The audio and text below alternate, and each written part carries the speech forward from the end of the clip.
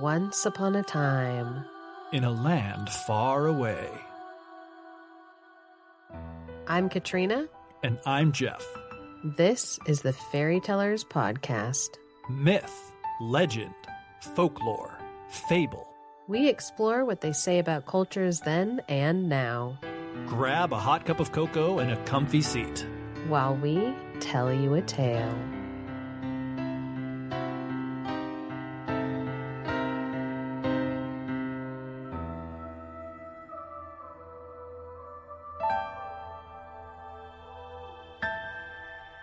Welcome, anybody who is hopping on the live. It was a surprise that we were doing a live today for National Tell a Fairy Tale Day. For years, people have been like, oh, he sent a request to me to join. Then yes, he should. What? He's unable to join. That's wild. But yeah, for years people will message and be like, oh, are you going to do something for National Tell a Fairy Tale Day? But I'm always like, oh, I forgot that that's a thing. Cause it's like an unofficial holiday. Hey, Jeffrey. Hello. I'm here. Yeah, Crystal. Wait, it is not Friday, let alone a fifth Friday. No fifth Fridays in February. Oh, if any, I don't think any February it's possible to have a fifth Friday. That's right. It's not a fifth Friday. Nor is this a fable fest. Yes, no fables today. No didactic lessons will be taught in the story that I'm going to share. Oh, speaking of didactic lessons. I'm just going to do some show and tell because people can see stuff. Oh, nice. So I think I've talked about this before. Maybe I've shown this on like a little thing before, but speaking of the Fable Fest. Oh, whoops. I'm holding up to my other camera. This is like my tiny little book of Aesop's fables. Oh, that is so cute. Bet you didn't know all of his fables could fit in this one little book. Just kidding. They can't. But it is pretty cute. There's no pictures though. That's adorable. And if we're doing like little show and tell, like I have a little frog prince made out of Legos that my son made for me. I love it. These are the treats that people get for watching the lives. Here's my second thing. There's like someone got it for Christmas. My mom did. It's Grimm's Fairy Tales. Nice. And others. So it's Grimm's one. There's four, like broken into 4 volumes. It doesn't claim. Oh no, it does claim. It doesn't claim to be complete. It straight up does. It says the complete Grimm's Fairy Tales. Nice. And then 2 different volumes of fairy tales around the world. Except it's bothering me. Probably I did this. It probably didn't come this way. But there's volume 1 and volume 2, but they're in the wrong order. How could you have done this? I don't know. And then there's also like a journal where I can journal about my thoughts about fairy tales. But why would I do that when I just speak them into the microphone? What? It comes with a little journal. Yeah, isn't that cool? I'm very jealous. Yeah. Now I can't re-gift it to you because you've seen that it was a present for me. I guess I could buy you one. Yeah. No, it's okay. But how many copies of Grimm's Fairy Tales do you need? Not anymore, I don't think. Yeah, no.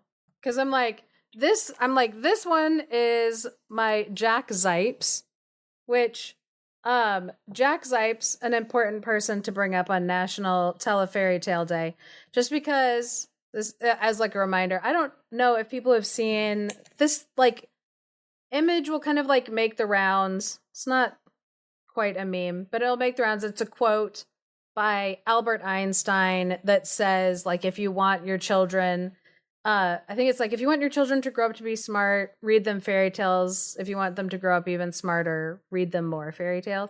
Something along that. And I'm probably even like butchering that. But that quote was something that was said. So it's like quoted by Zipes because Einstein said that to Jack Zipes' mother. Because when she like was talking with Einstein, she was like, I have this son and I want him to grow up to be like intelligent and like she wanted, all good things for her son. Like, what's your advice for like what I should do like for my son? And he said, read fairy tales. And he became a fairy tale scholar, which does make me wonder. I hope Jack Zipes never watches this. But it makes me wonder if if Einstein had said like read him math textbooks, and if you He would have like become like a genius mathematician instead. yeah, like something like that. I'm trying to figure out what my little puppy is like doing over in the corner because I was hearing scratching. If you're hearing scratching, it's just a puppy. Is the picture in Yes. here? We're probably gonna get taken down by Yeah, Instagram if they see what's like in the because content of the those picture. are sea witches' swampy breasts. That scene This is is always it's so confusingly written yeah, it because is. it makes it sound like they're not underwater anymore. Because the laws of like underwater physics don't seem to be working in regards to like the animals that are crawling and falling like off of this woman. It's one of those Beowulf situations. Are they fighting underwater or not underwater? Hard to tell. You know, one of those Beowulf situations. One of those Beowulf situations. I'm just nodding like I know what you're talking about. But anyway, on to the point of this. So, National Tell a Fairy Tale Day. I don't know if people are aware. In America, there's a bunch of like unofficial, like made up holiday days that like they're not celebrated at all, but it's kind of I don't even know like what because people will just be like, did you know that it's like National Hide Zucchini on Your Neighbor's Porch Day? Yes, that's a real one. It is, yeah. Why would I say a fake Well, one? I mean, it's a real fake one. It's a real one of those like weird Yeah, holiday, because non-holiday things. it is like questionable. Like how is this? Who made this a holiday? Did you have to submit it to a thing? Like you know what I mean? Who Yeah. recognizes this? How is this recognized? I don't know. But National Tell Fairy Tale Day. That seems like one that is more legit than sneak some Yes. zucchini on your neighbor's porch day. Yeah. That can be any time in August, frankly. August is about the time when people start getting tired of eating their own zucchinis and are like, how do I get rid of this produce? Historically, that's how I've felt when I've grown zucchini. But anyway, yeah, I wanted us to celebrate this year, mostly because guess what, guys? My public library reminded me early that it was going to be National Tell a Fairy Tale Day, like leading up to this holiday. I went into public library in the children's section and I saw a sign and I was like, thank goodness. I saw the sign. It opened up my eyes. And so yeah, I was like, you know what would be fun? Reading a fairy tale. So instead of like what we normally do, which is retell a tale for National Tell a Fairy Tale Day, I thought I would read us a fairy tale. And it's a good one. It is one of my favorites. I will tell you that there's a lot of violence. Spoiler alert. My favorite kind of fairy tale. Yes. This is a tale of delicious revenge. And I think we will all be on the side of the protagonist as we are enacting revenge. We will all, yes, feel in our hearts that this is the right thing to do. So, I am going to be retelling. Oh, yeah, Crystal Witnesses Wonders is like violence in a fairy tale? No.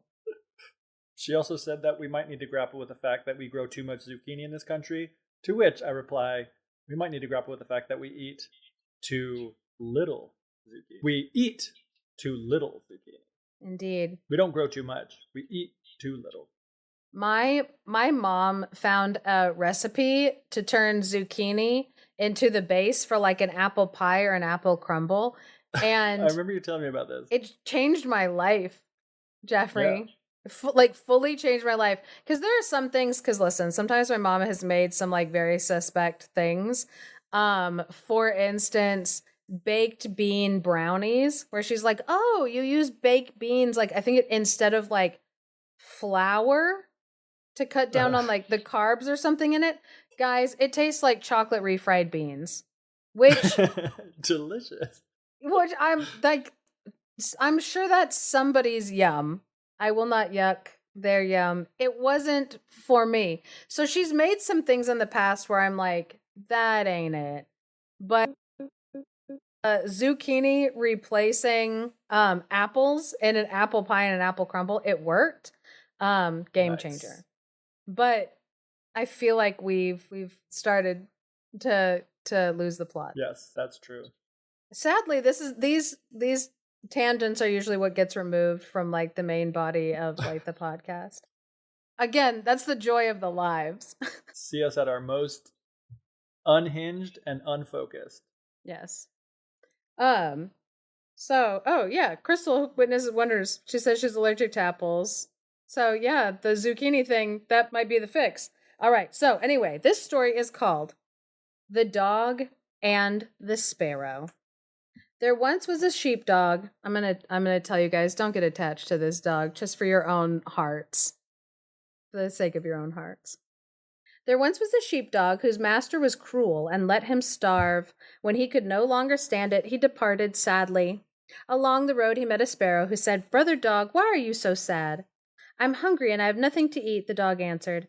"Dear brother," responded the sparrow, "come with me to the city and I'll see that you get plenty to eat."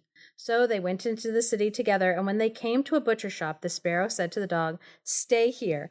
I'm going to peck off a piece of meat and it will drop down for you." The bird flew to a counter and looked around to make sure that nobody had noticed him. Then he pecked, pulled, and tugged until a piece of meat lying near the edge of the counter slipped down to the ground.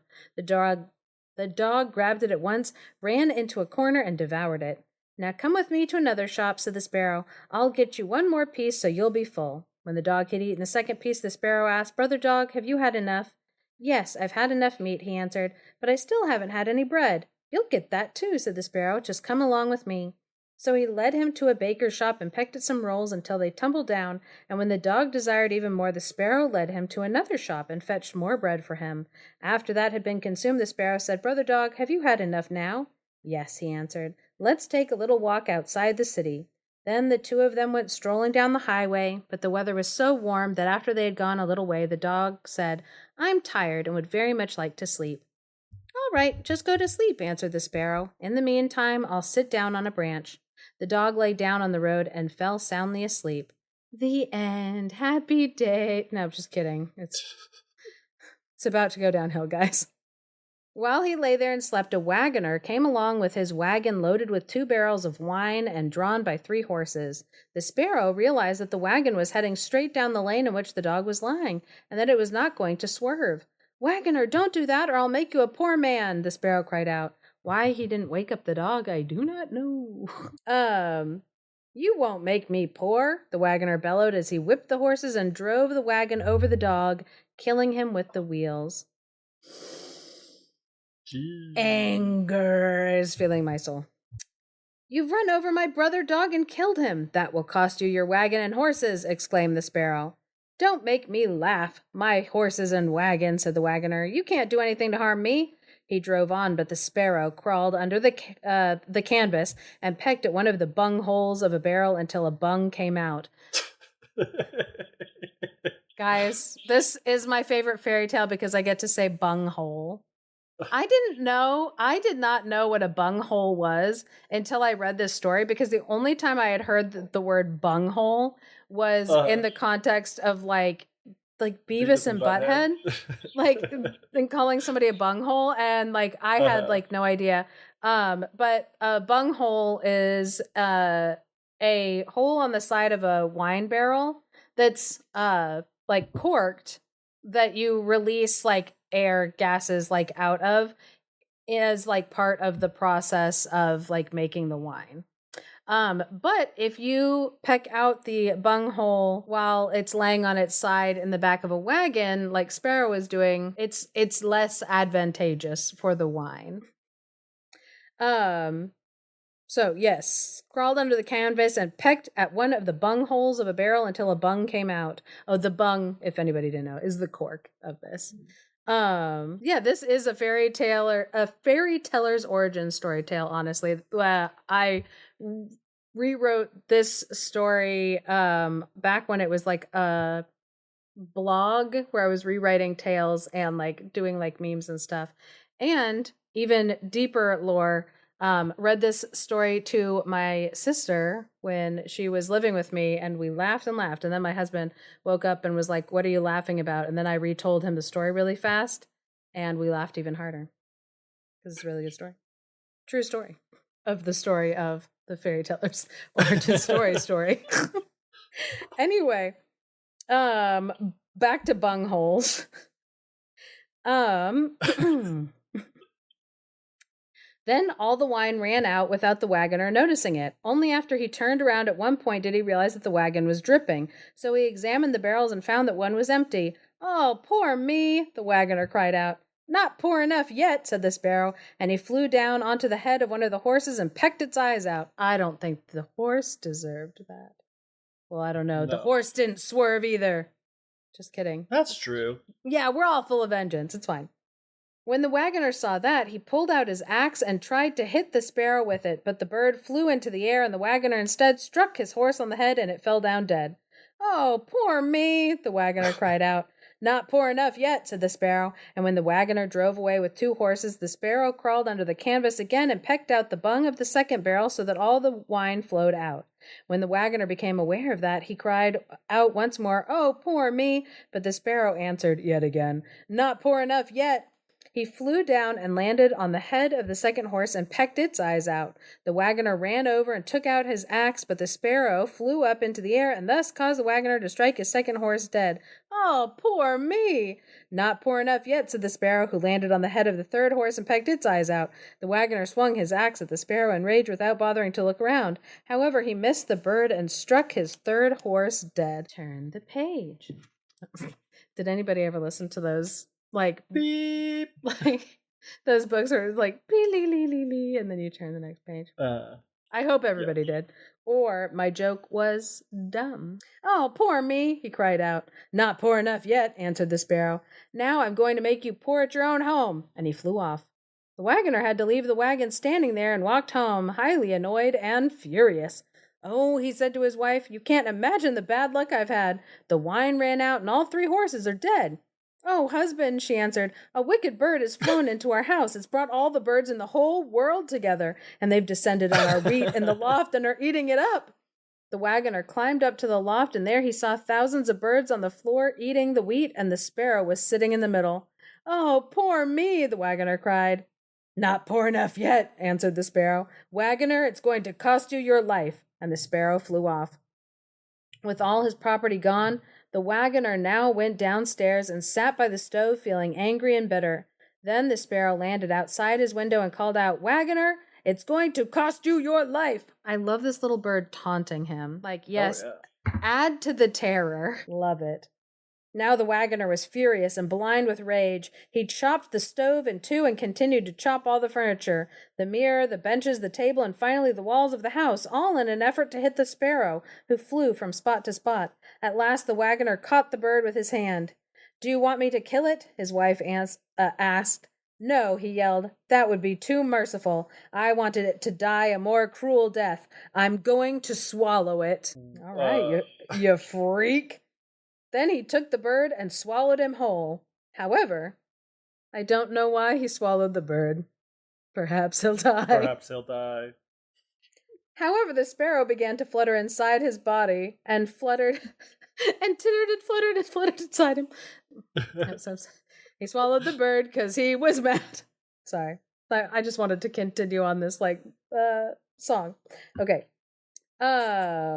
However, the sparrow began to flutter inside his body and fluttered back up again into the man's mouth. Once there, he stuck out his head and cried, "Wagoner, it's gonna cost you your life." This little freak, I love it. That's terrifying. The wagoner handed the axe to his wife and said, "Wife, kill the bird in my mouth." What a moron. No. His wife swung the axe. But she missed and hit the wagoner right on the head, and he fell down dead. But the sparrow flew up and away. What a nice happy ending. Oh man, that is so funny. Crystal would like an animated short of this. I also would like an animated short of this. Man, what I love about a story like that is you get to the end, and I know that most people, because this was true when I rewrote the story for the blog. is like I'd get to the end and people were like, what's the moral of that story? I'm like, there wasn't a moral of the story. I don't know, like, don't hit dogs with don't mess with birds. Don't mess with birds. Credit to Crystal. She nominated that as the moral in the chat. And I think she's right. She said, Hitchcock got it. Hitchcock knew that birds go hard. And I've seen that movie, so I can verify. Yeah, it's terrifying. It's like, I guess, like, don't be cruel to animals. Except the story starts off with, like, someone being cruel to this dog, like an owner starving his dog until his dog was like, I guess I'm going to run away. So not every person who was cruel to an animal in this story got what was coming to him. So. Yet. So, yeah, it's one of those things where it's like, fairy tales don't need a moral. And that's, I think, what we should celebrate on this National Tell a Fairy Tale Day. They don't need to be moral lessons. You don't have to learn a dang thing from a fairy tale. Have a fairy tale. Yeah, it just is there for the sheer enjoyment of seeing a bird torment a man from the inside and out. Yes. And like the slapstick fairy tale violence of a guy handing his wife an axe, being like, kill the bird that's inside of my mouth right now with this axe. Like, this'll work. Jeff, I'm wondering if you've heard any of the thunderstorm that's going on outside of my house. No. Oh, okay. I was wondering if it was going to, like, pick up on, like, the sound. But anyway, if anybody probably picking up on your regular microphone, but, like, these Instagram lives do the noise canceling, and at least in the phone call that we're having, portion of it right now. Nice. Remember we talked about this before. It happened once. There was like when there were planes that would fly over your previous house all the time, and it's like I would never hear them in the calls when we're talking to each other, but then on the recording it's like, oh yeah, you can hear that airplane. So it's probably saying you can hear the thunderstorm. I guess we'll see. But anyway, I just wanted to say that I felt like this year, National Tell a Fairy Tale Day, and kind of the point behind it lined up really, really well with our latest episode, that is episode 111, I think is the number, which is Stone Soup and Long Spoons. If anybody has had a chance to listen to that episode. Basically, we were talking about people coming together as a community, sharing in humanity, like through storytelling, but also through the giving of whatever your talents and your time asks of you to give to community. And so I thought, National Fairy Tale Day, it's a good time to get out, tell a fairy tale, remind people of how important oral fairy tales have always been to communities. And yeah, let's not let this tradition of oral storytelling die. And please go out and celebrate National Fairy Tale Day, Tell a Fairy Tale Day, in any way that makes sense to you. Including, if you want to listen to some more fairy tales, I know of a podcast you could listen to. So, yeah, that's it. Everything that we have for everybody. We have a fun year that we are looking forward to. Next month in March, we're going to be doing a group recording session. I think it'll come out in April, but we're going to be recording with Fairy Tale Fix, and I think not My Fantasy Pod is the one that's going to kind of be orchestrating the podcast episode of all 6 hosts. It's gonna be nuts. It's gonna be nuts because we all are kind of those theater kids that are like really funny, and we want everybody to hear the funny thing that we have to say. And will there be enough time for all of us to say all of the funny, brilliant things that we have to say? We'll find out. So that's next month coming up this year. And so, yeah, hopefully a lot of really fun, interesting things coming down the pipe. So thank you to everybody for tuning in for this surprise live event for National telling a fairy tale day or something. It's called something like that. But yeah, we appreciate you listening in and sharing the love of storytelling with us. Goodbye. Bye.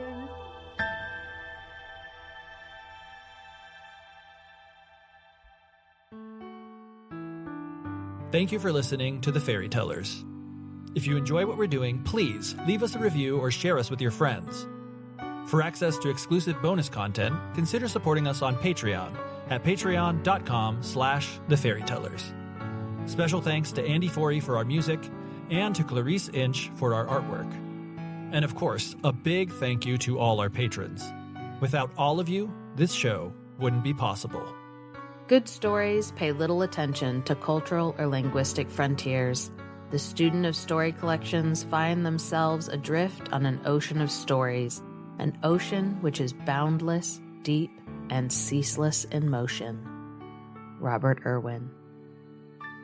Can't scan for viruses. I'm gonna download it anyway. Can't scan for viruses. Download it anyway. Can't scan for viruses. Download it anyway. Oh.